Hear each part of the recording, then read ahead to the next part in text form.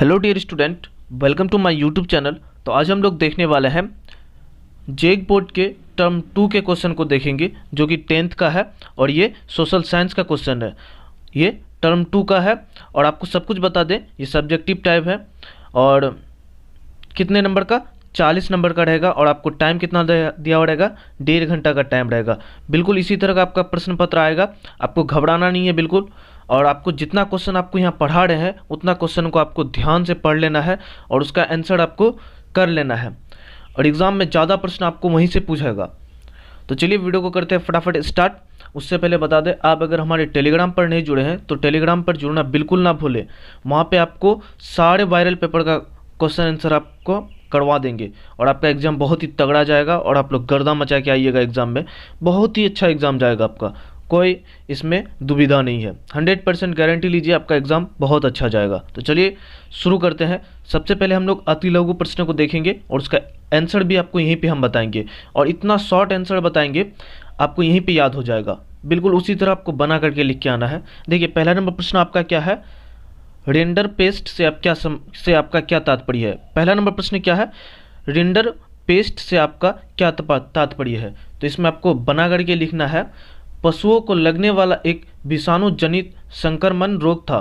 क्या था ये, पशुओं को लगने वाला एक विषाणु जनित संक्रमण रोग था जो अब विश्व में नहीं है, समाप्त हो गया विश्व से। तो इसको इसी तरह लिखना है, रेंडर पेस्ट से मेरा यह तात्पर्य है कि यह पशुओं को लगने वाला एक ऐसा विषाणु संक्रमित रोग था जो कि अब इस दुनिया में नहीं है, समाप्त हो गया है इसका ये रोग।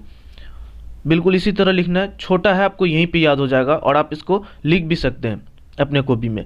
उसके बाद दूसरा नंबर प्रश्न आपका क्या कह रहा है, औद्योगिक क्रांति सर्वप्रथम कब और कहाँ प्रारंभ हुआ।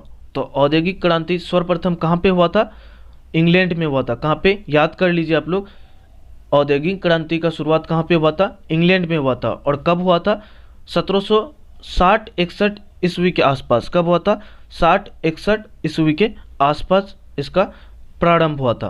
औद्योगिक क्रांति सर्वप्रथम कहाँ हुआ था, इंग्लैंड में हुआ था, याद कर लीजिए। और कब हुआ था, 1760-61 के आसपास। उसके बाद तीसरा नंबर प्रश्न आपका है, घरों में उपयोग किए जाने वाले 2 ऊर्जा संसाधन के नाम लिखिए। घरों में जो आपका घर में जो आप खाना बनाने के लिए उपयोग करते हैं उसका कोई 2 ऊर्जा संसाधनों के नाम लिखना है। तो एक तो आपको पता ही होगा, एलपीजी गैस जो आता है आपको खाना बनाने के लिए, इसका हिंदी होता है द्रव पेट्रोलियम गैस। क्या होता है, द्रव पेट्रोलियम गैस। और एक गो चारकोल, क्या, चारकोल। तो आपका 2 हो गया। बिल्कुल इसी तरह छोटा छोटा आंसर है इसका और आप लिख लीजिएगा और यहीं पे याद होगा आपको। ये आपका तीसरा नंबर प्रश्न हो गया। उसके बाद है 4 नंबर प्रश्न आपका क्या है, भारतीय राष्ट्रीय कांग्रेस की स्थापना कब हुई थी और इसके संस्थापक कौन थे। भारतीय राष्ट्रीय कांग्रेस की स्थापना कब हुई थी और इसके संस्थापक कौन थे।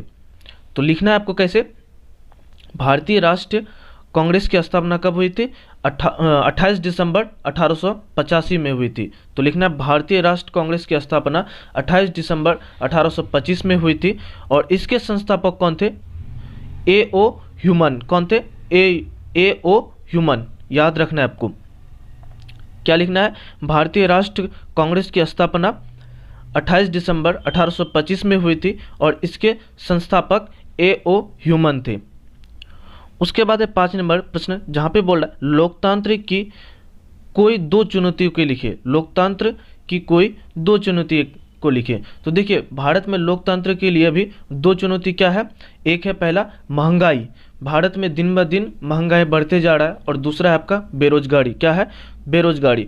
तो लिख देना आपको, लोकतंत्र की 2 चुनौतियाँ निम्नलिखित है। पहला लिख देना आपको महंगाई, दूसरा लिख देना है बेरोजगारी। क्या लिखना है, महंगाई और बेरोजगारी। बिल्कुल इसी तरह शॉर्ट आंसर है, यहीं पे आप कर लीजिए याद और यही प्रश्न आपका एग्जाम में पूछेगा। उसके बाद है 6 नंबर, जहाँ पे बोला है मुद्रा को परिभाषित करें। मुद्रा से तात्पर्य क्या है हम लोग का, वैसे धन के रूप में इसका उपयोग करते हैं जिससे हम लोग खरीद बिक्री या खरीदते हैं या बेचते हैं, खरीद बिक्री कर सकते हैं। तो लिखना है, पैसे या धन के उस रूप को कहते हैं। किस तरह लिखना है, पैसे या धन के उस रूप को कहते हैं जिससे हम किसी चीज़ को खरीद या बेच सकते हैं। बिल्कुल इसी तरह बना करके लिखना है। क्या लिखना है, पैसे या धन के वो उस रूप को कहते हैं जिससे हम किसी चीज़ को खरीद या बेच सकते हैं। 6 नंबर प्रश्न हो गया आपका। 7 नंबर प्रश्न है आपका, उदारीकरण से आप से क्या तात्पर्य है? उदारीकरण से आपका क्या तात्पर्य है? तो लिखना है उदारीकरण से मेरा यह तात्पर्य है, बिल्कुल बना करके लिखना है आपको। उदारीकरण से मेरा यह तात्पर्य है जिससे आर्थिक विकास को बढ़ावा मिले। उदारीकरण से क्या होगा? आर्थिक विकास को बढ़ावा मिले, बढ़े आर्थिक विकास। तो आपका ये अतुल लघु प्रश्न था और आपको 7 प्रश्न हम करवा दिए। 7 प्रश्न में आप गारंटी लीजिए आपका 3 प्रश्न आपका इसी सेट से पूछेगा। 3 प्रश्न आपका गारंटी है इस सेट से पूछेगा। उसके बाद चलते हैं हम लोग अब लघु प्रश्नों को देख लेंगे हम लोग। लघु जिसमें आपको 5 ही प्रश्न बनाने हैं, लेकिन आपको यहाँ पे हम इतने सारे प्रश्न दे रहे हैं, ये प्रश्न आप पढ़ लीजिएगा एक बार और इसका आंसर आप लोग को कर लेना है। अगर आपके पास इसका आंसर नहीं हो तो आप कमेंट पर ज़रूर बताना, आपको शॉर्ट आंसर देंगे बिल्कुल, और तुरंत एक दिन में आप सब कुछ याद कर लीजिएगा इस सेट का अति लघु, लघु और दीर्घ प्रश्न। इतना शॉर्ट आपको पढ़ा देंगे और नंबर एक भी नंबर नहीं कटेगा। देखिए पहला नंबर प्रश्न है आपका, कर्ण लॉ से आप क्या समझते हैं? क्या पूछ रहा है पहला प्रश्न आपका, कर्ण लॉ से आप क्या समझते हैं? 8 नंबर प्रश्न है आपका। उसके बाद है दूसरा नंबर प्रश्न आपका, सूरत बंदरगाह 18वीं सदी के अंत तक हाशिए पर पहुंच गया था, क्यों? सूरत बंदरगाह 18वीं सदी के अंत तक हाशिए तक पहुंच गया था, क्यों? संक्षेप में उत्तर दें। इसके बारे में थोड़ा विस्तार से आपको आंसर देना है इसका।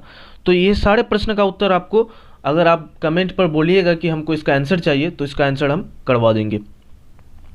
उसके बाद 10 नंबर प्रश्न आपका, भारत में प्रमुख कोयला क्षेत्र के नाम दें। भारत में कोयला क्षेत्र के नाम को आपको उसमें लिखना है और वो कहाँ पे स्थित है और किस किस प्रकार का वहाँ से कोयला निकलता है उसके बारे में आपको थोड़ा बहुत लिखना है 10 नंबर प्रश्न में आपका। उसके बाद 11 नंबर प्रश्न है आपका, राजनीतिक दलों के सुधार के उपाय के बारे में बताएं। राजनीतिक दलों के सुधार के उपाय के बारे में आपको बताना है।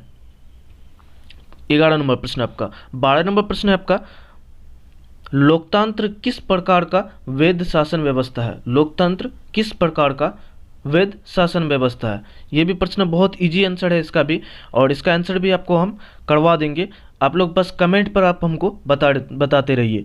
और अभी तक अगर आप हमारे यूट्यूब चैनल को सब्सक्राइब नहीं किए हैं तो चैनल को सब्सक्राइब करके बेल आइकन के बटन को दबा दें ताकि हमारा आने वाला वीडियो का नोटिफिकेशन सबसे पहले आप तक पहुँचे। देखिए 13 नंबर प्रश्न है आपका, विकास में श्रम की भूमिका का विश्लेषण कीजिए। विकास में श्रम की भूमिका का विश्लेषण कीजिए। ये 13 नंबर प्रश्न बहुत ही इंपॉर्टेंट प्रश्न है आपका। उसके बाद है 14 नंबर प्रश्न आपका, श्रम की शर्तों का उल्लेख करें। ये 2 प्रश्न में एक प्रश्न आपका एग्जाम में पूछेगा, इस बात का 100% गारंटी है। ये दोनों प्रश्न में से एक प्रश्न आपका एग्जाम में बिल्कुल पूछेगा। बस इस प्रश्नों को आप लोग देख लीजिए। ये जितने भी प्रश्न है आपका 7 प्रश्न है जो, ये 7 प्रश्न में आपका 4 प्रश्न गारंटी आपका एग्जाम में पूछेगा। बिल्कुल कोई भी इसमें शक नहीं है, 100% गारंटी है कि 4 प्रश्न आपका एग्जाम में पूछेगा ही। उसके बाद देखते हैं हम लोग आगे दीर्घ के प्रश्नों को देखेंगे हम लोग। सबसे पहले आपको बता दें कि दीर्घ में आपको 3 प्रश्न का उत्तर देना है और ज़्यादातर आपको ये ध्यान देना है कि दीर्घ को हम बना करके लिखने का प्रयास करें। क्या करना है? बना करके लिखने का प्रयास करना है।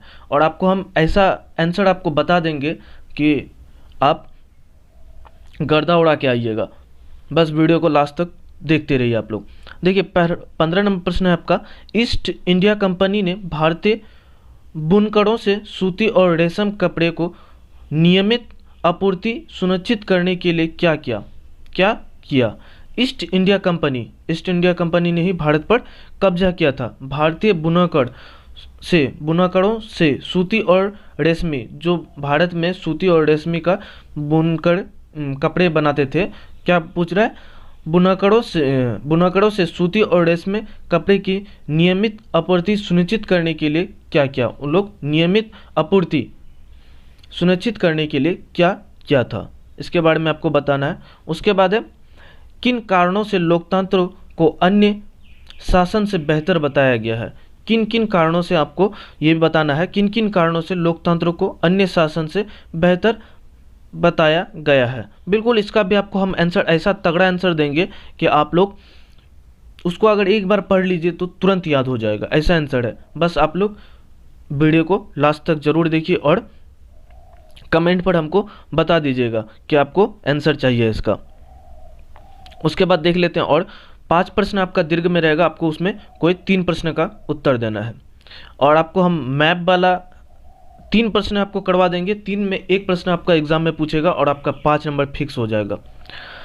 पहला यहाँ पे करवा रहे हैं और 2 आपको करवा देंगे, उससे आपका बस उस दोनों से तीनों से बाहर क्वेश्चन पूछेगा ही नहीं, एक क्वेश्चन आपको वहाँ से पूछेगा ही। देखिए 17 नंबर प्रश्न आपका क्या है, मुद्रा आवश्यकता के दोहरे संयोग की समस्या को किस प्रकार सुलझाती है। मुद्रा आवश्यकताओं के दोहरे संयोग की समस्या को किस प्रकार से सुलझाती है, ये 17 नंबर प्रश्न है आपका। 18 नंबर प्रश्न है आपका, भारत में गन्ना उत्पादक राज्य के नाम लिखे, गन्ना उत्पादन की भौगोलिक परिस्थिति का वर्णन करें। गन्ना उत्पादक राज्य की आपको नाम लिखना है, कौन कौन सा भारत राज्य में गन्ना उत्पादन होता है। आपको उसमें 3-4 राज्य का नाम लेना है और उसके भौगोलिक और जो उसका जो भौगोलिक ये है परिस्थिति है उसके बारे में थोड़ा बहुत लिखना है। 3 अगर लिख दिए 3 राज्य के बारे में तो भी आपको गर्दा नंबर मिलेगा। उसके बाद है 19 नंबर प्रश्न आपका, देखिए आपको पूछ दिया यहाँ पे, भारत के दिए गए मानचित्र में आणविक तापीय ऊर्जा केंद्र के नाम का मिलान करें। क्या करना है, आणविक और तापीय ऊर्जा केंद्र के नाम का मिलान करना है। देखिए पहला है नेवली, उसके बाद कोडोबा चंद्रपुर, उसके बाद है रावताभाटा और नरोरा। ये सारे तापीय और आणविक ऊर्जा केंद्र नाम है, इनको आपको यहाँ पे लिखना है कहाँ कहाँ पर ये स्थित है। ये आपका भारत का मैप है, इसमें आपको लिखना है यहाँ पे। तो इसका आपको हम 3 प्रश्न करवा देंगे, इसका भी आंसर आपको हम वहाँ करवा देंगे, बस आप लोग कमेंट पर बता देना। तो ये सारे प्रश्न आपके बहुत ही इंपॉर्टेंट प्रश्न है। आपको जो ये 5 प्रश्न बताए, यहाँ से आपको 2 प्रश्न आपका दीर्घ में पूछेगा ही।